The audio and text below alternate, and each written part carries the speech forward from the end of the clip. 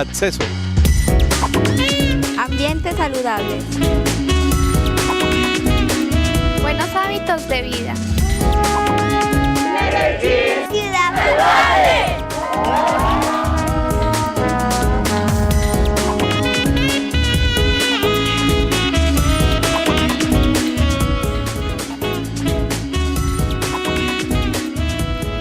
Bienvenidos, muy buenos días. Comenzamos Medellín, Ciudad Saludable. Muchas gracias por acompañarnos. Hoy voy a empezar con los parroquiales. Mañana, jueves 29 de agosto, cumplimos nuestro primer año de emisiones. Casi 230 capítulos ya todos los días, de lunes a viernes, entre las 11 y las 12 del mediodía, hablando de salud, promoviendo estilos de vida saludables. Los invitados especiales para la celebración, la conmemoración de mañana, son ustedes. Esperamos que nos llamen. Como siempre, le hacemos la invitación para que se comuniquen con nosotros a la línea 441-2100. ¿Qué les ha gustado del programa durante este año? ¿Les ha servido? ¿No les ha servido? ¿Qué creen en qué debemos mejorar? ¿Qué otros temas deberíamos tratar? ¿Cuáles enfermedades? ¿Qué especialistas deberíamos tener aquí todos los días en Medellín Ciudad Saludable? ¿Les gusta el formato? ¿No les gusta el formato? ¿Hay que cambiar al presentador? Lo que ustedes quieran decir. Mañana, primer año de actividades en Medellín Ciudad Saludable, y los esperamos a todos para que juntos pues no solo celebremos este primer año, sino que le demos un fuerte impulso a nuestro segundo año de emisiones en esta segunda temporada. Empezamos el año pasado, hicimos una primera temporada, este año hacemos la segunda, bueno, y esperamos que sean muchas más. Invitados todos a participar. El viernes nos vamos al corregimiento Santa Elena. El sábado hay allí jornada de vida y equidad, y han sido priorizados proyectos importantes que tienen que ver con la salud y la calidad de vida de las personas. De eso les vamos a contar el viernes en directo desde Santa Elena. Vamos a estar ahí en la centralidad por el parque. Quienes quieran acompañarnos, estar allá con nosotros, tomar tinto, ver cómo se hace este programa, los invitamos para que nos acompañen. Vamos a revisar además cómo está la salud de los habitantes, de esos medellinenses que viven en Santa Elena, la red prestadora de servicios. Vamos a mirar cómo está funcionando, un balance de esa situación. Y el sábado, y con esto cierro por lo pronto los parroquiales de este miércoles, el sábado tenemos la jornada especial de vacunación. Es una jornada nacional. Le hemos hecho mucha fuerza al tema del Medellín. Son 110 los puntos de vacunación en Medellín, pero realmente la jornada es nacional. Es decir, esta información que les hemos entregado, de la que les seguiremos hablando, aplica para todos, en Bello, en Barbosa, en Dabeiba, en Apartadó, en Armenia, en Pereira. Es una jornada que se rige, que se hace a nivel nacional, y usted tiene la oportunidad de desatrasarse con las vacunas. Estamos enfatizando en los niños menores de 6 años para que completen el esquema de vacunación, las mujeres en edad fértil entre los 10 y los 48 años de edad, y los adultos mayores de 60 años para que se apliquen la vacuna antigripal, la vacuna contra la influenza. Este sábado de 8 de la mañana a 4 de la tarde, para que no pierdan esta buena oportunidad. Todavía increíblemente tenemos muchos niños en Medellín, en Antioquia y en Colombia, que no están vacunados, que llegan a los 5 y 6 años sin tener su esquema completo. Eso no tiene sentido. Las vacunas son gratuitas, hay jornadas, hay una logística muy grande para que usted simplemente llegue y haga vacunar al niño. Por favor, cumplamos nosotros. El Estado lo permite, el Ministerio lo está facilitando, la Alcaldía de Medellín está haciendo todo, la red pública, la red privada. Nosotros somos los que tenemos que aprovechar esos espacios. Tema de hoy, vamos a hablar de donación de órganos y de los trasplantes de órganos. Un tema, aquí muchas veces hemos convocado a la donación de sangre. Decimos, es un gesto solidario, es un gesto humanitario, es un gesto que da vida. Pero si hablamos de este tema, estamos hablando todavía más de un punto mucho más alto en el altruismo, en el convencimiento y la lucha por la vida, en la posibilidad de darle vida a otro. Ese es el tema de hoy. Esperamos que ustedes participen. 441-2100, también redes sociales, @saludmedellín, ese es el Twitter, y Medellín Ciudad Saludable en el Facebook. Tengo unas estadísticas que quiero compartir antes de saludar a los invitados. En 2012 se registró un incremento del 2% de procedimientos de trasplantes de órganos. 2%. Y dice uno, uy, qué bien, esa cultura va en aumento. El año pasado lo incrementamos, pero cuando reviso la estadística de personas en espera, en lista de espera, para el mismo año ha crecido, o creció mejor, en un 24%. Es decir, nos estamos quedando muy cortos y todavía nos falta mucha cultura en este sentido. Y eso que Antioquia es el departamento, de acuerdo con las estadísticas nacionales, donde hay más donantes. 32, voy a revisar la cifra exacta, 32 donantes por cada 1.000.000 de habitantes. La cifra nacional es de 12 por cada millón de habitantes. Es decir, en Antioquia estamos muy bien. Bueno, eso no es cierto. Estamos mejor que en otras regiones del país, pero nos falta mucho porque, repito, en lista de espera hay muchas personas. Invitados para el día de hoy, el doctor Octavio Muñoz Maya, ya nos ha acompañado en Medellín Ciudad Saludable, él es médico internista, es profesor del Grupo de Investigación de Gastrohepatología de la Universidad de Antioquia y además es integrante del Grupo de Trasplante Hepática del Hospital Pablo Tobón Uribe. Doctor Muñoz, bienvenido, muy buenos días, ¿cómo está? Buenos días y muchas gracias por la invitación. A usted por acompañarnos, siempre que lo invitamos aparece. Mil gracias. Con mucho gusto. Esa colaboración es muy importante para nosotros y yo espero que ustedes aprovechen la presencia del doctor Muñoz. Y también está con nosotros el doctor John Bairo Palacio, es coordinador médico operativo de trasplantes de la Fundación Donar Colombia, que trabaja precisamente en el país este tema, información, sensibilización, educación, resolviendo una cantidad de mitos que hay sobre el asunto. Doctor Palacio, bienvenido, gracias por estar aquí. Buenos días, muchas gracias por la invitación. 441-2100. Si usted es donante, si usted tomó la decisión de ser donante de órganos, nos encantaría escuchar su historia y que nos cuente por qué lo hace, por qué lo hizo, por qué está ahí en espera y qué piensa su familia. En este asunto es muy importante que la familia, que el grupo cercano sepa que uno es donante para que efectivamente la voluntad se cumpla. Pero empecemos, doctor Palacio, hablando de ese asunto. Yo di unas estadísticas. La cultura de donación de órganos en el país es todavía muy bajita. Sí, realmente la cultura de donación de órganos y tejidos en el país es baja, a pesar de que, como decías ahora, en Antioquia es bastante buena. Sí se ha visto un descenso, se vio un descenso de 2011 a 2012. Hay algunas regiones donde es más difícil que las personas accedan a la donación de órganos. Sin embargo, allí se está haciendo presencia para ir fomentando esa donación. Antioquia, como decías ahora, le está yendo bien en cuanto a la donación. Sin embargo, necesitamos que las personas entren más en esa cultura de la donación de órganos y la conozcan, igual como se conocen todas estas campañas que hacemos de donación de sangre. Entonces, falta mucho por hacer, pero estamos haciendo la lucha por hacer presencia. Decíamos con la estadística, y usted lo ratifica, pues Antioquia de alguna manera está bien, pero 32 personas por cada millón sigue siendo muy bajito. Uno esperaría que fueran 1000 o 2000 para que el tema avanzara y salváramos muchas vidas. Sin embargo, cuando uno mira estadísticas internacionales, por ejemplo en España, que es la que lleva la vanguardia, Barcelona, se da uno cuenta que las estadísticas de Antioquia, 32 por millón, cuando uno habla ya de esas estadísticas, ellos se asombran de esas estadísticas. Es decir, es una estadística que puede mejorar, obviamente debe mejorar, pero debemos tener en cuenta que de todas maneras esto es joven en Colombia y en Antioquia, pero creo que se debe hacer más, pero vamos bien. Pero usted tiene frescas esas estadísticas de Barcelona. ¿En Barcelona cómo es el asunto? Si no para estoy tener mal, un punto de comparación. Si no estoy mal, allá están entre 35 y 40 por millón. Ah, entonces no estamos bien realmente, sí. Y además comparados con el país.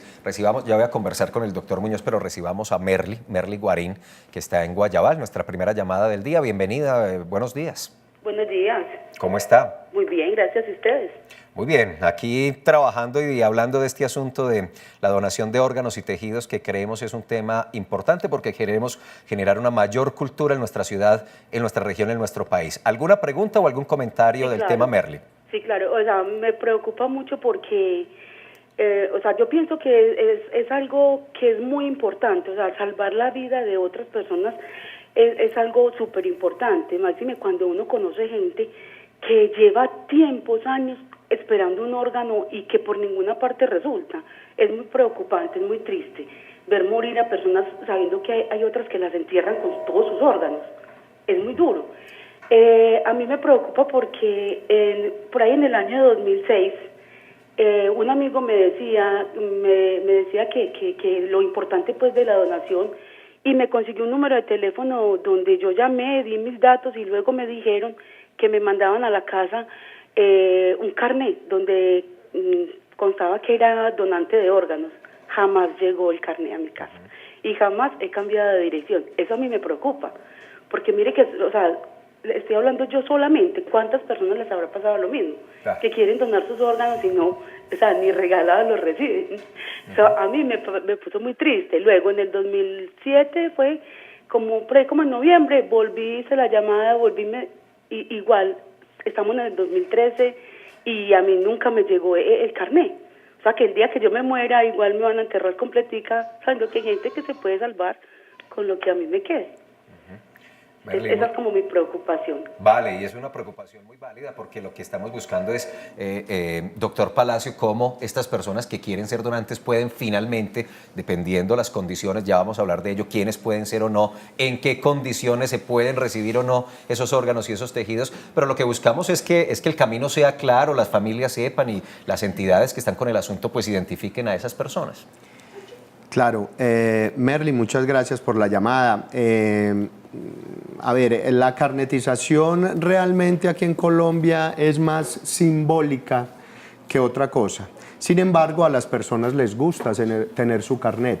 Si así lo quisieran, lo podrían hacer ingresando a la página web del Instituto Nacional de Salud, www.ins.gov.co, y allí hay una partecita donde dice carnetización. Allí le piden unos datos, se llenan esos datos y a vuelta de correo les llega a la casa. Sin embargo, repito, el carnet es muy simbólico. Si nos damos cuenta, nosotros los colombianos y los paisas acostumbramos a andar con la billetera, quién sabe con qué, menos con documentos. Lo más importante, lo que nosotros más resaltamos como coordinadores médicos operativos de trasplantes, es que se sienten con su familia y expresen ese deseo de ser donantes de órganos. Eso es lo más importante. En culturas paisas como la de nosotros sabemos que los deseos de una persona cuando fallece son muy respetados. Entonces eso es lo principal. Lo principal es expresar, así se tenga el carnet, por favor sentarse con la familia y expresar que se desea ser donante de órganos y tejidos. Eso es más que suficiente. Cuando nosotros llegamos y entrevistamos a la familia, que es una de las actividades que nosotros hacemos, cuando entrevistamos a la familia, lo que necesitamos es que, porque es la familia la que va a tomar la decisión, entonces que esa familia esté enterada de que esa persona, ese familiar, ese allegado, quería ser donante, y eso aquí se respeta mucho. Muchas veces nosotros ni les mencionamos donación y ellos solitos, la familia está diciendo, pidiendo que quieren donar. Doctor Muñoz, ¿cuáles son los trasplantes más comunes o cuáles son los más requeridos en un medio como el nuestro, como en Antioquia? Nosotros contamos afortunadamente con grupos de excelencia en trasplante de órganos, tanto de órganos sólidos como de hematopoyéticos y tejidos. El trasplante que con más frecuencia se hace es el trasplante renal, porque primero que todo hay un mayor número de pacientes con enfermedad renal crónica, hay mucho más número de pacientes en lista y por cada donante que exista podemos hacer 2 trasplantes renales en caso de que el donante sea cadavérico y por lo tanto es el trasplante de órgano que con más frecuencia se realiza. Pero también realizamos trasplante de hígado, trasplante de corazón, trasplante de pulmón, trasplante de todos los tejidos hematopoyéticos, médula ósea, tejidos, son innumerables el número de órganos que podemos en este momento ser capaces de trasplantar y mejorar los problemas de salud de grandes grupos poblacionales. ¿Es el trasplante renal el único que permite que el donante esté vivo, siga vivo? ¿O pueden donarse otro tipo de tejidos y órganos sin que la persona haya fallecido? En el caso de los órganos sólidos específicamente, donantes vivos se hacen para trasplantar riñón y para trasplantar hígado. En nuestra ciudad se hace trasplante con donante vivo de riñón. No tenemos en ninguno de los 2 centros, tanto en San Vicente de Paúl como en Pablo Tobón, que trasplantamos hígado, programas con donantes vivos. La Fundación Valle de Lili en Cali hace trasplante con donante vivo hepático. En nuestra ciudad únicamente hacemos donante vivo para trasplante renal.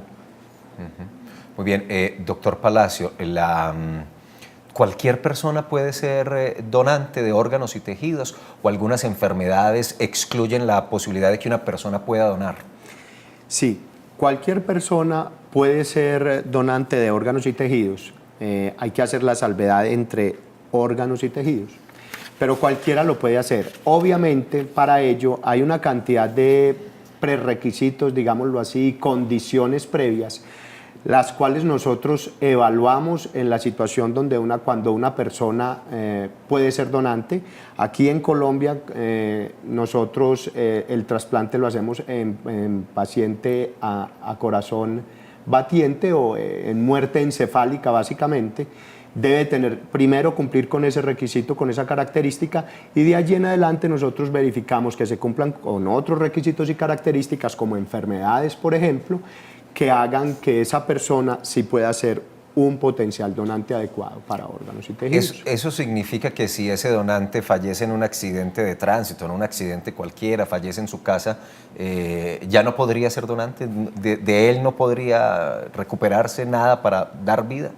Excelente pregunta. Si su corazón, su sistema cardiovascular frenó por fuera, en la casa, en la calle, de órganos no podría ser donante, pero podría ser donante de tejidos.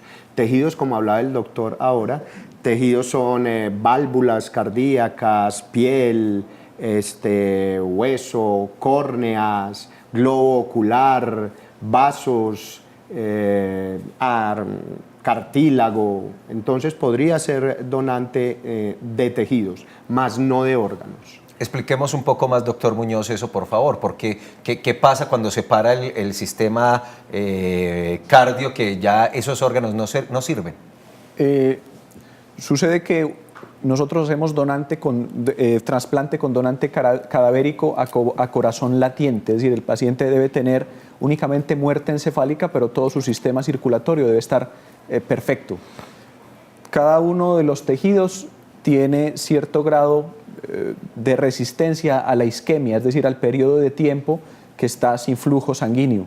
Idealmente los pacientes, los donantes no deberían tener periodos de isquemia, es decir, los tejidos y los órganos deberían estar completamente perfundidos hasta el momento de la extracción, para que obviamente, como van a tener un periodo de isquemia después de que se sacan del cadáver, van a estar sin sangre, se preservan a una temperatura alrededor de 4 grados centígrados, se preservan con soluciones de preservación, que son sustancias que hacen que más o menos las condiciones se asemejen a las condiciones de la homeostasis normal de ese órgano, pero de todas formas va a tener que permanecer un tiempo sin tener perfusión, mientras llega el receptor, mientras se hace la cirugía del receptor, mientras se hacen los empates quirúrgicos para que nuevamente ese órgano reciba perfusión.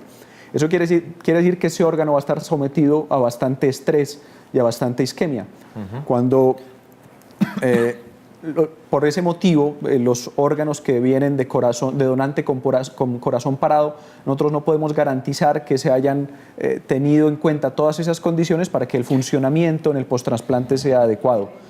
Hay circunstancias o hay centros en el mundo donde se hace trasplante con donante a corazón parado, pero generalmente son paros presenciados, son equipos que están muy bien organizados desde la atención prehospitalaria, que son donantes que se consideran donantes extremos o donantes con condiciones que de todas formas se hace más difícil de cuidar el posoperatorio del trasplante. ¿Y hay un tiempito de gracia? Pues es decir, 1 hora, media hora, falleció y que lo traslade inmediatamente a un centro asistencial. No, en nuestra circunstancia no. Ok. Viviana Vargas está en Yalí, Antioquia. Hola, Viviana. Buenos días. Buenos días, ¿cómo estás? Bien, ¿ustedes? Muy bien, muchas gracias, te escuchamos. Bueno, yo quiero hacerles una pregunta. Por ejemplo, yo tengo una hija que fue trasplantada de córnea. Y gracias a Dios a ella le fue muy bien. Según lo que escucho, el promedio en Antioquia es del 12%, ¿sí? de personas que se trasplantan en Antioquia. Entonces yo les quiero preguntar, ¿cuánto es el promedio más o menos en personas que mueren aptas para ser donantes O sea, ¿cuánto es el promedio de las personas que mueren aptas para ser donantes? Así la familia no sepa. Para poder tener ese promedio del 12% que tienen en Antioquia de que se dona. Entonces, ¿cuánto es el porcentaje de las personas que mueren de la forma indicada para ser donantes? Esa es mi pregunta. Gracias, Viviana. Desde Yalí, en el nordeste antioqueño. Doctor Palacios, ¿tienen ustedes fresco ese dato? Es decir, ¿cuántas personas que están muriendo, que potencialmente podrían ser donantes, se pierden para este sistema de donación? No tengo ese dato preciso. Ahorita mencionabas, de pronto Viviana escuchó un porcentaje, pero es el porcentaje nacional, 10 a 15%, ¿cierto? El porcentaje en Antioquia fluctúa entre 30 y 35%, es mayor. ¿sí? El de donación.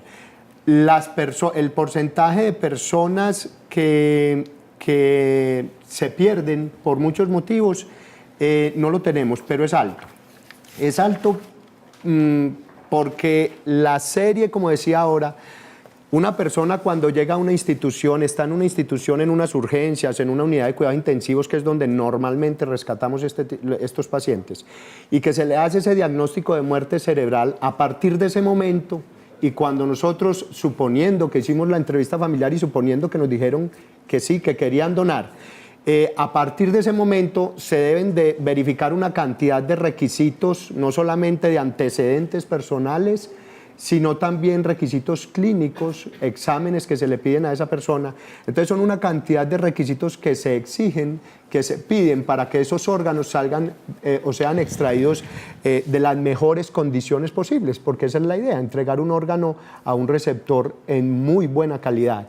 Entonces sí son bastantes las personas, es decir, uno podría decir que de 10 personas que fallecen, una persona muere en muerte cerebral, y de ahí para allá súmele la cantidad de requisitos que se exigen para que esa persona sea un potencial donante adecuado, con un órgano adecuado. Usted, doctor Muñoz, que es del grupo de trasplante hepático del Hospital Pablo Tobón Uribe, en ese tema de esa donación en específico, el paciente, ¿qué características, qué requisitos debe tener y qué tanto se nos está facilitando? Ese que le entendí es como los trasplantes que más se hacen en nuestro medio.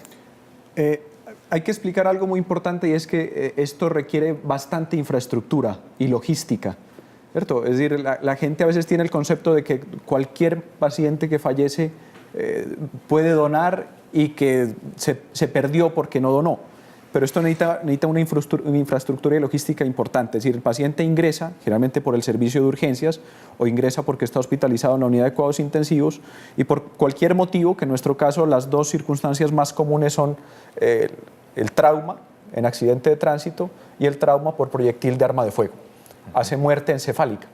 Después de que el paciente hace muerte encefálica, el grupo de médicos que lo están tratando, tanto en la UCI como en la unidad de urgencias, se contactan con el grupo de médicos procuradores de órganos, que hacen parte de la Red Nacional de Trasplantes. Después sigue un protocolo, es decir, al paciente, desde que hace muerte encefálica y es potencial candidato a ser donante, se debe cuidar muchísimo, casi que igual o más que a un paciente que no está fallecido, que no va a fallecer, porque necesitamos crear o tener las condiciones perfectas para que los órganos sirvan para ser trasplantados, ¿cierto? Obviamente se exige algunas condiciones, específicamente el antecedente de enfermedades oncológicas, que el paciente no tenga cáncer, ¿cierto? Cáncer activo, que el paciente no tenga infecciones potencialmente transmisibles, también activas, ¿sí? Y que se considere que los órganos están funcionando bien, es decir, que tenga buenas pruebas de función hepática en caso de que se vaya a extraer el hígado, que tenga buenas pruebas de función renal cuando se va a rescatar riñón, que se hagan exámenes para ver cómo está funcionando el corazón, si se va a rescatar, exámenes de función pulmonar, un protocolo extenso que generalmente requiere que haya un hospital de cierto grado de complejidad y que tenga un equipo de trabajo bastante capacitado.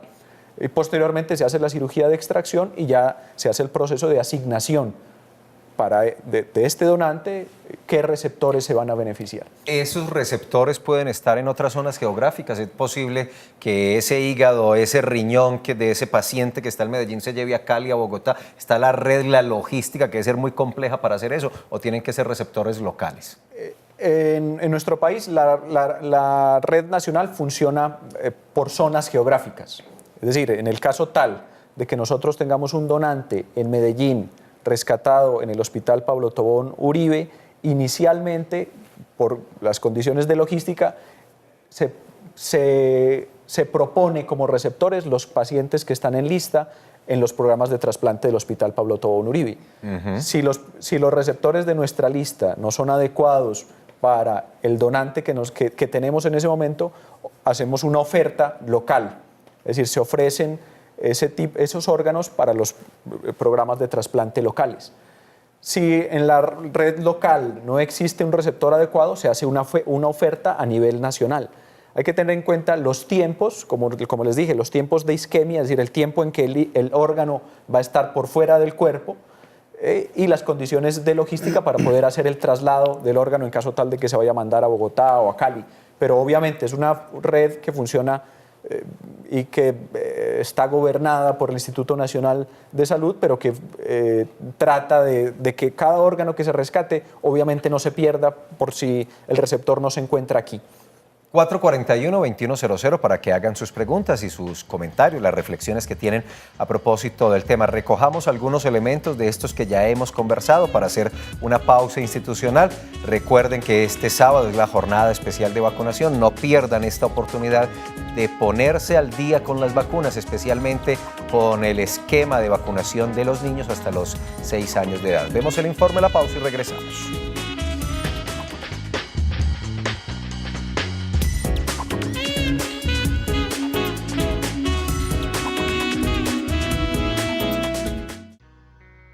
Un trasplante es un procedimiento médico que consiste en sustituir un órgano o tejido que no se encuentra funcionando de manera óptima por otro que se desempeña correctamente. Las donaciones pueden provenir de parientes, personas sin parentesco alguno o donantes que hayan muerto recientemente, siempre y cuando estos sean compatibles con el paciente que lo reciba. Aunque órganos como el corazón y tejidos como la córnea solo pueden ser trasplantados hasta el momento del deceso, existen otros tipos de donaciones que puede realizar una persona sana. Tal es el caso del trasplante de pulmón, hígado, riñones y médula ósea. Para ser donante, solo se requiere que la persona no haya padecido o no padezca enfermedades como hepatitis, cáncer, SIDA u otros problemas infecciosos. En caso de tratarse de una donación post-mortem, el donante tuvo que expresar en vida su deseo de hacerlo y contar con la autorización de su familia. Un trasplante logrado con los órganos de un solo donante puede salvar la vida de una o de varias personas. De ahí la importancia de concientizarnos y entender que la donación de órganos puede ayudar a que miles de personas que están a la espera de un trasplante puedan mejorar su calidad de vida.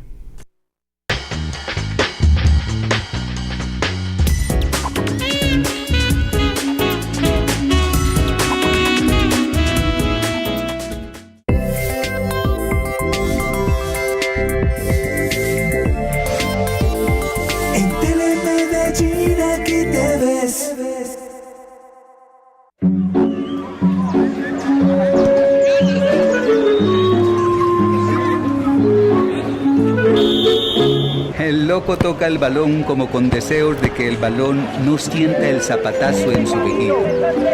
Un lunar en una mejilla apuesta 10 gritos al gol del Tuzo y suda la euforia desbordada de su calle.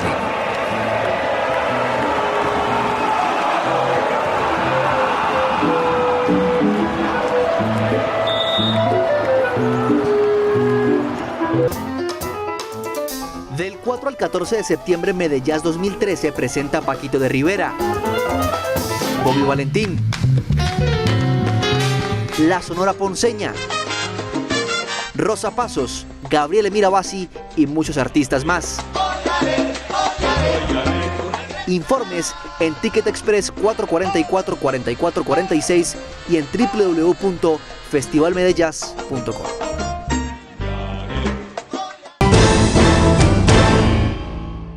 Esta semana en De Acuerdo, el Consejo de Medellín está en sesiones extras, estudia y delibera en torno a 8 proyectos de acuerdo sobre vigencias futuras y facultades para que el alcalde nivele los salarios en el municipio. Este año los premios Orquídea celebran también los 200 años de la independencia de Antioquia. La gala es este jueves 29 de agosto.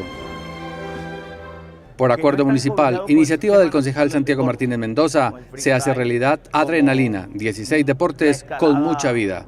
De Acuerdo, miércoles 8 de la noche por Telemedellín. Aquí te ves. Los deportes, todos los deportes.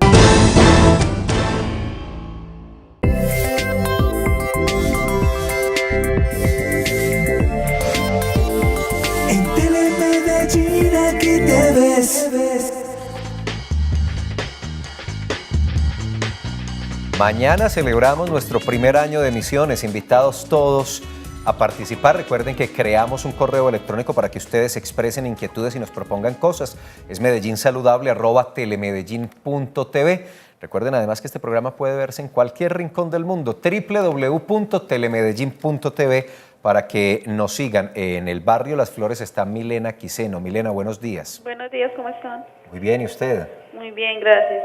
Mira, yo tengo una pregunta al especialista. Lo que pasa es que yo quería saber si una persona que le haya dado hepatitis A puede donar los órganos. Y dicen que las córneas pues, de los ojos se donan cuando están en buen estado, pero una persona que le haya dado cataratas o pterigio, ¿sí se pueden donar o no?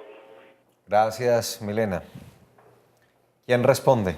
Sí, Doctor Milena, Palacio. muchas gracias por la llamada.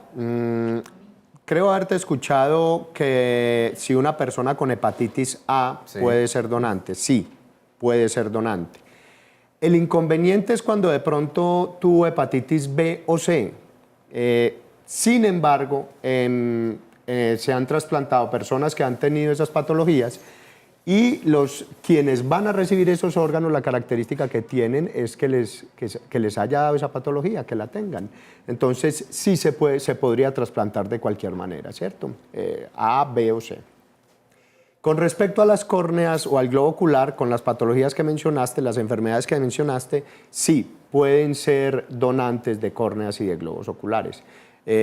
Cuando donamos, una cosa es la córnea, que es como un lentecito que hay adelante del ojo, y lo otro es el globo ocular como tal, del cual se pueden extraer muchas otras cosas que pueden ser útiles. Pero contestando a tu pregunta, sí pueden ser donantes de ambas, de hígado, de órganos que diga y de córneas con esas enfermedades específicamente y con las salvedades que dijimos. Doctor Muñoz, cuando un paciente fallece, muerte cerebral en una de estas instituciones, por ejemplo, aprovechando su presencia, el Hospital Pablo Tobón Uribe, y ese paciente no es donante, ¿se le llega de alguna manera a la familia para pedirle el favor de que esa persona se convierta en donante? Ese trabajo se hace a través de la fundación de Fundonar. El hospital o todos los centros hospitalarios identifican los potenciales candidatos para ser donantes. Son aquellos pacientes que tienen muerte encefálica.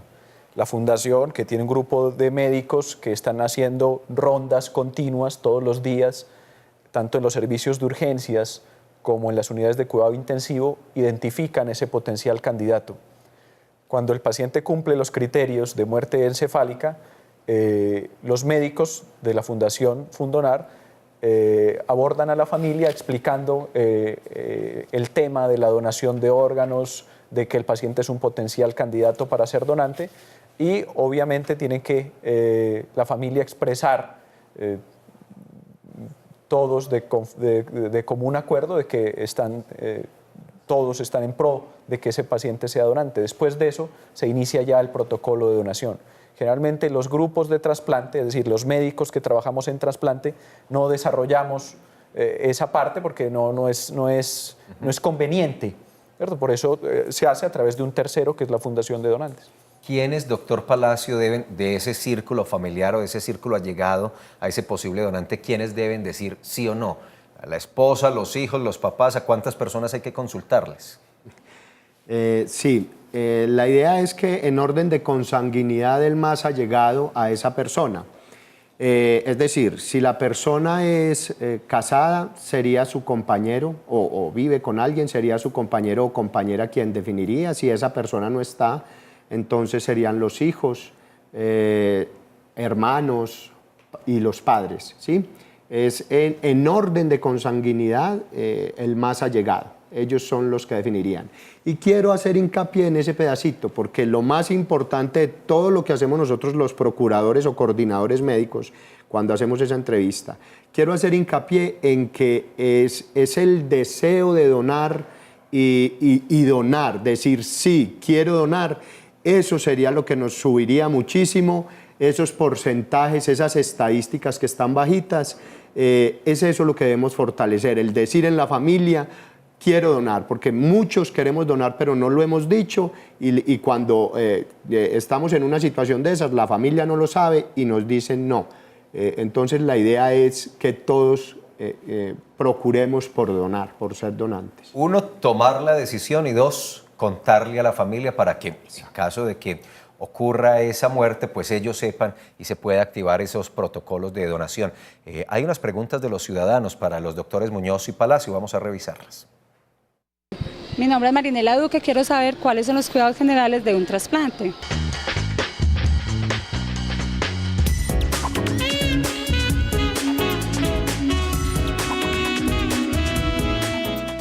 Gracias, Marinela. Cuidados generales, doctor Muñoz. Muy bien. Generalmente los pacientes duran hospitalizados después del trasplante, dependiendo del tipo de trasplante que se haga, un promedio de entre 10 y 15 días aproximadamente. Los pacientes salen a una unidad de cuidados intensivos, en el caso de trasplante de hígado, trasplante de corazón, pulmón, a veces a unidad de cuidados especiales en el caso de trasplante renal. Y durante la hospitalización estamos haciendo un programa de educación continua, tanto para el paciente como para sus familiares, acerca de los cuidados. No se exigen grandes cuidados. En general, uno trata de que los pacientes, mientras el periodo de post-trasplante es más temprano, pues tienen mayor riesgo de complicaciones. Esas complicaciones son de 3 tipos específicamente. Unas complicaciones que son puramente dependientes del procedimiento quirúrgico, es decir, donde hay complicaciones de los empates, tanto de las estructuras vasculares como de otras áreas. Las complicaciones que dependen de los medicamentos que el paciente va a consumir durante el periodo de post-trasplante, y las complicaciones que son infecciosas, porque obviamente hay que manejar medicamentos que bajan las defensas para evitar el rechazo, entonces los pacientes son más susceptibles de hacer infecciones. En ese sentido, lo que procuramos es que los pacientes consuman sus medicamentos adecuadamente, asistan a las citas de control que en el post-trasplante inmediato son generalmente cada semana, se realicen los exámenes de laboratorio como debe ser, tengan algunos cuidados de alimentación que no son rigurosos, únicamente exigimos que los alimentos que consuman sean cocidos, que no consuman alimentos crudos, que en caso de que consuman alimentos crudos sean preparados en la casa bajo las normas pues, universales, ¿cierto? Del cuidado de los alimentos, que no consuman cárnicos crudos, que cuando estén rodeados de muchas personas o cuando estén en sitios cerrados con mucha gente, locales comerciales, una iglesia, utilicen inicialmente durante los primeros meses una máscara que haga que evite que se contagien de enfermedades transmisibles, pero en general no son cuidados muy rigurosos. La idea de los trasplantes, de todos los trasplantes, es obviamente mejorar al paciente, pero el fondo es lograr que el paciente tenga una calidad de vida perfecta. ¿Es muy común el rechazo del órgano por parte del receptor, o las medidas previas que se toman de compatibilidad, todos los exámenes que se hacen, permite que eso no sea un porcentaje alto? En cualquier procedimiento donde exista un trasplante existe el riesgo de rechazo. El riesgo es dependiente del órgano que se trasplante. Hay órganos que son más inmunogénicos, es decir, despiertan más el sistema inmune que otros órganos. En el caso de hígado, la posibilidad de rechazo celular agudo, que es un rechazo que es relativamente común, es alrededor del 30-40% de los pacientes hacen rechazo. En el caso del riñón está por las mismas cifras, de pronto un poco superior. Sin embargo, rechazo no significa pérdida del órgano. Rechazo significa que los médicos que tratamos los pacientes tenemos que estar alertas, tomar medidas que generalmente consisten en cambiar los medicamentos o aumentar un poco la dosis de los medicamentos y lograr el control. En el seguimiento del post-trasplante es una balanza perfecta entre mantener el sistema inmune controlado para evitar el rechazo, pero tampoco mantenerlo tan inhibido para que no le den infecciones al paciente. Jenny Rojas en Sabaneta. Jenny, buenos días. Sí, muy buenos días. ¿Cómo Para estás? participar en el programa, muy bien, ¿y ustedes? Muy bien, muchas gracias. Te escuchamos, claro. Mira, tuve la fortuna de que mi mamá fue atendida en el Pablo Tobón hace 2 años. Allá le realizaron trasplante hepático por una enfermedad pues muy rara y poco común llamada papilomatosis hepática. No sé si de pronto el doctor Octavio la conoció, se llama Luz Helena Gudelo. Ya tiene 2 años del trasplante, fue trasplantada el 31 de mayo. Estamos pues felices.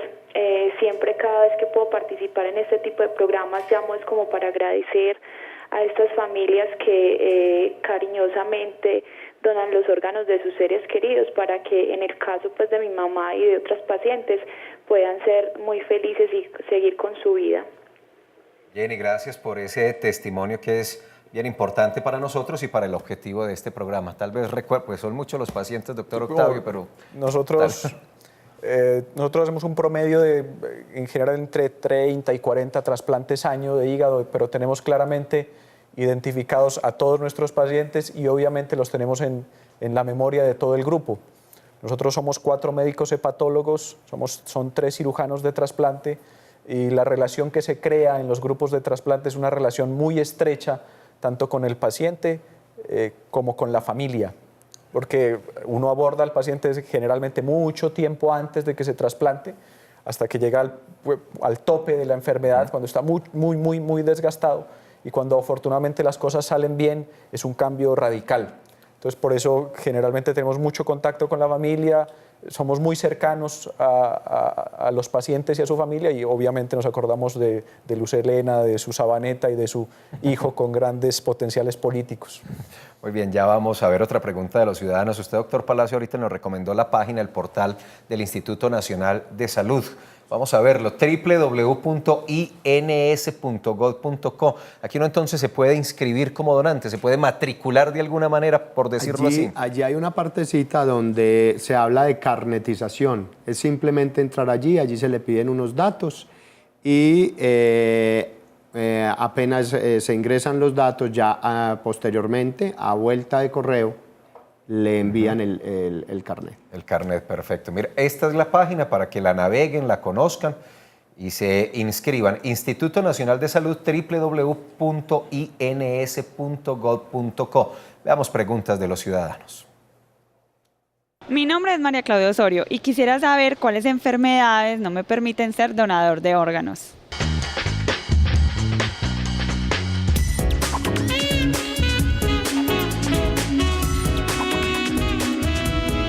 Gracias, María Clara. Doctor Palacio, insistamos en ese asunto. ¿Cuáles son esas enfermedades que definitivamente no permiten que una persona sea donante de órganos y tejidos?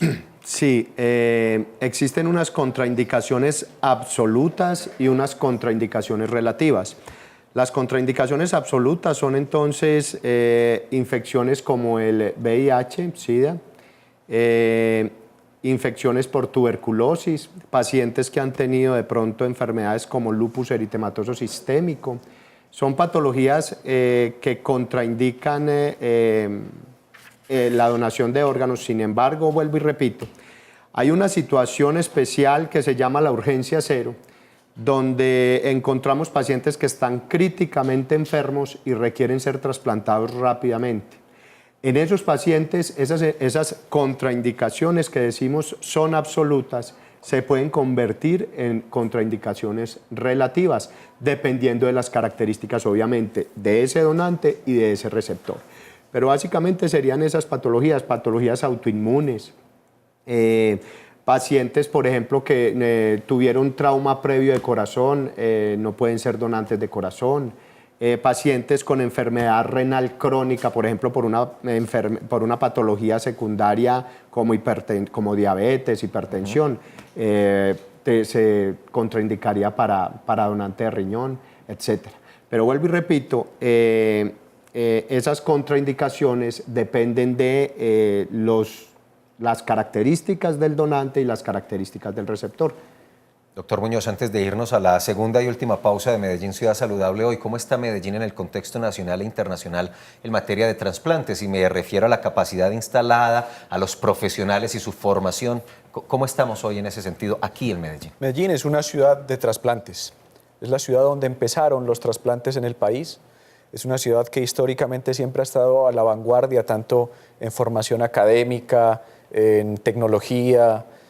Afortunadamente, desde el mismo instante en que se empezaron a hacer trasplantes, se empezó a crear la cultura de la donación y es la ciudad con mayor número de donantes por persona. Y por lo tanto somos un referente a nivel nacional en las instituciones de salud. Los centros de trasplante de Medellín son excelentes. Todos son complejos, pero ¿cuál es el trasplante más difícil, más riesgoso, que requiere más tiempo, más profesionales? No, todos los trasplantes tienen sus complicaciones. Por ejemplo, quirúrgicamente, el acto quirúrgico como tal es muy complejo en el trasplante de hígado. Pero, por ejemplo, el trasplante de hígado es un trasplante que después de haberlo realizado, el acto quirúrgico, es muy tolerante a la inmunidad. Es un órgano que generalmente da poco rechazo, que cuando da rechazo es fácil de manejar, que tiene buena respuesta. Al contrario, por ejemplo, el trasplante de riñón es un trasplante que quirúrgicamente es más sencillo, ¿sí?, pero que tiene muchas más complicaciones en cuanto a la inmunidad y los rechazos. Hay otros trasplantes como el trasplante de pulmón o el trasplante de intestino, que son órganos que van a estar todo el tiempo sometidos a los gérmenes que existen tanto en la vía aérea, claro, o los gérmenes que entran por el tracto gastrointestinal, y por lo tanto son trasplantes que tienen mucho más alto riesgo de hacer infecciones oportunistas o infecciones relacionadas con el medicamento. Entonces cada órgano es un mundo, es una circunstancia muy específica del órgano. Un tema, doctor Palacio, vamos a hacer la pausa, pero un tema para que lo conversemos al regreso que tiene muchos mitos, hasta religiosos, ¿no? Ahí hay unas cargas que vamos a revisar en unos segundos. Ya volvemos.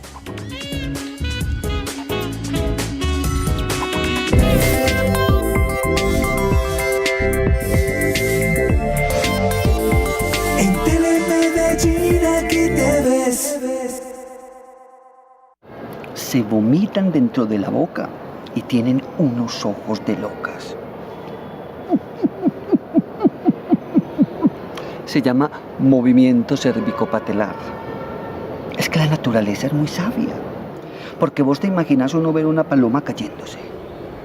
¡Qué pecado!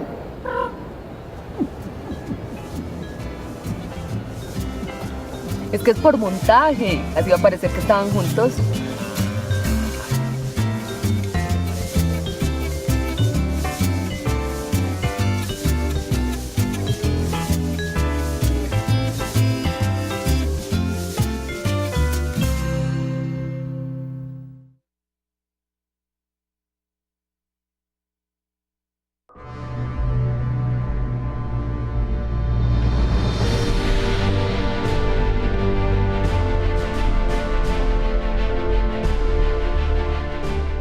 Los propietarios pueden reclamar la restitución de sus tierras. ¿Quién es un propietario? Propietario es aquel que tiene escritura, resolución del INCODER o la sentencia de un juez que lo acredita como dueño. Este documento debe estar registrado ante la Oficina de Instrumentos Públicos. Puede presentar su caso ante las personerías municipales, la Defensoría del Pueblo, la Procuraduría, la Unidad de Atención a las Víctimas y la Unidad de Restitución de Tierras. La Fundación Forjando Futuros lo invita a reclamar sus derechos. Hay que aflojar la tierra para sembrar la paz.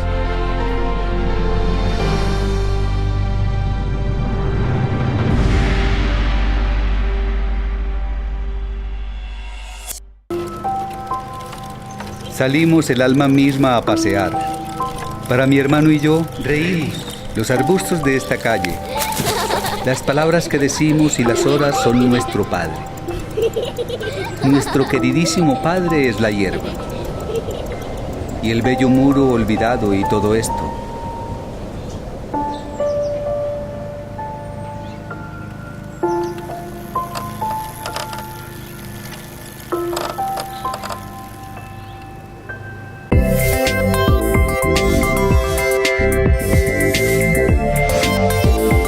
En Telemedellín aquí te ves.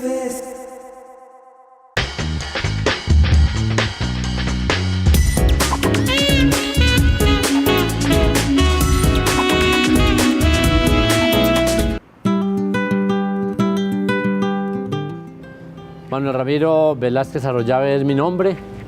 Tengo 62 años de edad. El trasplante renal se llevó a cabo el 4 de febrero del año 2000 en el Hospital San Vicente de Paúl. Una afección renal denominada glomerulonefritis expansiva dio lugar a que se deterioraran paulatinamente cada uno de los dos riñones de mi cuerpo. Iniciamos todo un proceso con el Instituto de Riñón y a los 2,5 años precisamente se llevó a cabo este trasplante renal donde mi hermano Federico Velázquez Arroyave tuvo a bien con su señora esposa tomar la decisión de entregarnos en donación este riñón. Hemos tenido testimonios hermosísimos de fe, de amor, de solidaridad y de entrega, donde en una sola de las personas hubo 12 personas que salieron favorecidas con el trasplante de su propio cuerpo de una mujer joven y saludable. Y esto es un ejemplo positivo para entender que se puede irrigar la vida y, como dice la Asociación de Trasplantados, dar vida después de la vida.